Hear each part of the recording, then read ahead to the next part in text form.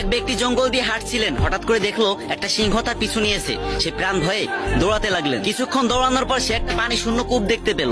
সে চোখ বুজে সেই কূপে ঝাঁপ দিল। ঝাঁপ দিতে সে একটা দড়ি পেয়ে গেল। সে থপ করে সেই দড়িটাকে ধরে বসলো এবং সেখানে ঝুলে থাকলো। কিন্তু সে নিচে তাকিয়ে দেখলো বিরাট এক সাপ তার দিকে তাকিয়ে আছে।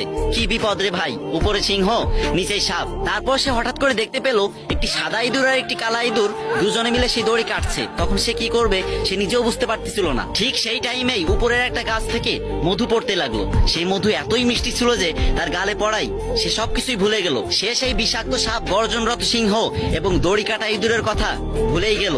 এই ভিডিওর শিক্ষণীয় বিষয় হচ্ছে এটাই, ওই সিংহটি হচ্ছে মৃত্যু যে সব সময় আমাদের তাড়িয়ে বেড়াচ্ছে, আর ওই সাপটি হচ্ছে কবর যে সব সময় আমাদের অপেক্ষায় আছে। ওই দড়িটি হচ্ছে আমাদের জীবন যেটা সম্বল করে আমরা বেঁচে আছি, আর ওই সাদা ইঁদুরটি হচ্ছে দিন আর কালো ইঁদুরটি হচ্ছে রাত, যারা আস্তে আস্তে আমাদের আয়ু কমিয়ে দিচ্ছে। আর ওই মৌচাকটি হচ্ছে দুনিয়া, যেটার একটু মিষ্টি পেয়ে আমরা আখিরাতকেই ভুলে গিয়েছি।